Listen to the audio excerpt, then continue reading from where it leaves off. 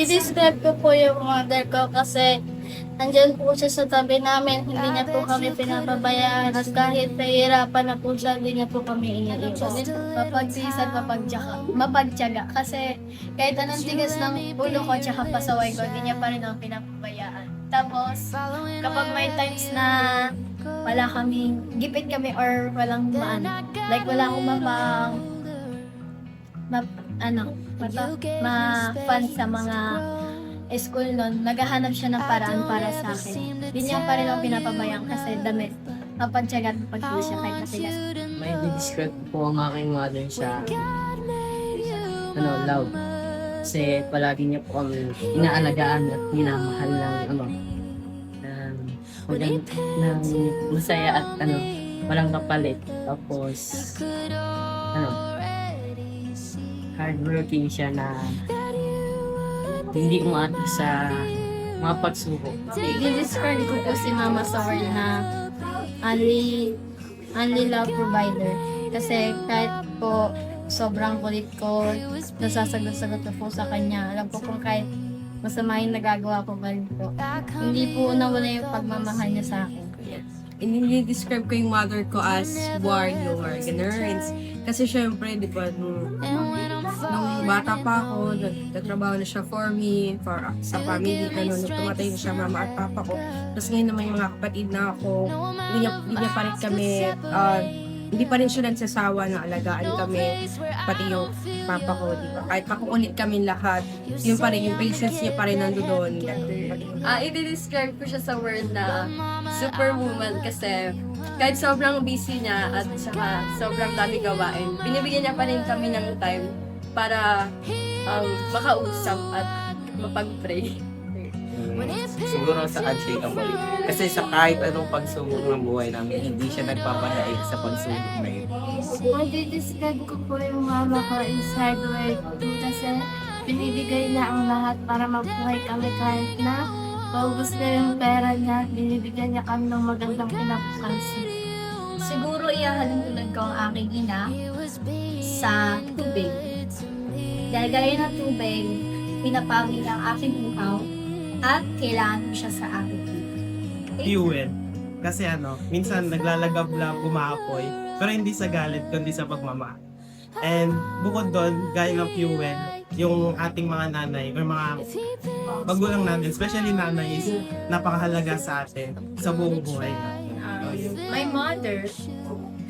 mother is thoughtful, to the point na minsan OA na, over na. Pero at the same time, she's not like the other mothers. Ayun. So, my mother knows me best more than anyone.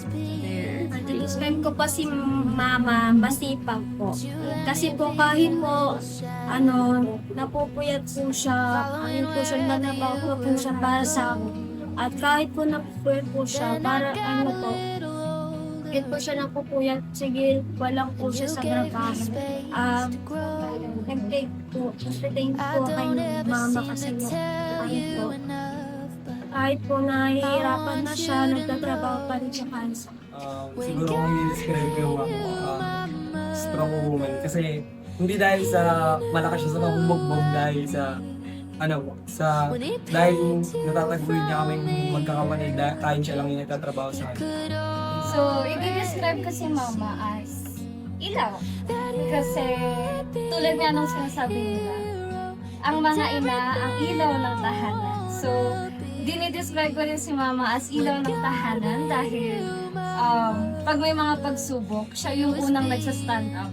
Siya yung unang nagiging malakas para maging malakas dito. And siya din yung nagiging source of energy sa aming tahanan and sa aming pamilya.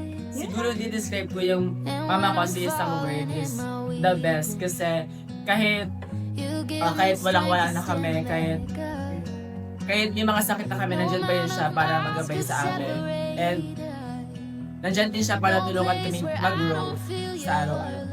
Describe ko siya in manner na provider kasi kapag wala kami sa bahay, isang tawag lang namin sa kanya, nakakapagbigay siya, nagagawa siya ng paraan kahit wala na din sila. Hinihingar ko po yung mother ko po, mother kasi po, kahit po patawid po sa kanya, lagi niya po kami sinasabihan po na kahit po na pataway po kami, lagi niya po kami pinag-inventa at siya po rin po nagpapakain po kami kahit wala po yung nahin po na bahay po na.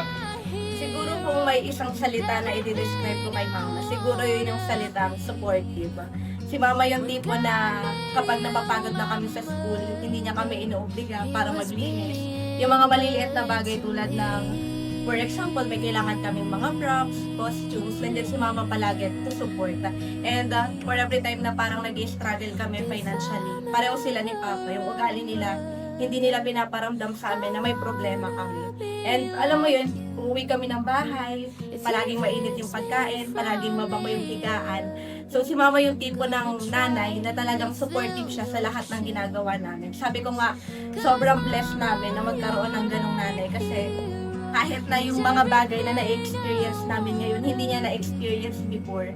Hindi niya hinayaan na maranasan namin kung anong naranasan niya dati.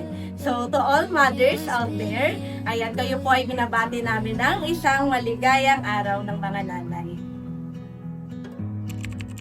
Yeah, he was being good to me.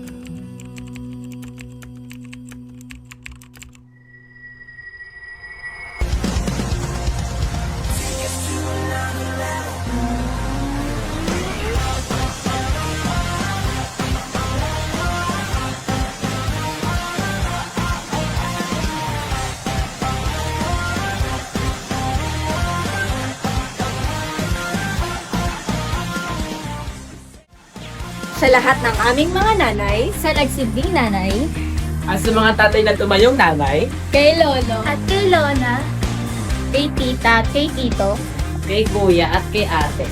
sa mga leader sa simbahan, Kay pastora na nagsilbing gabay,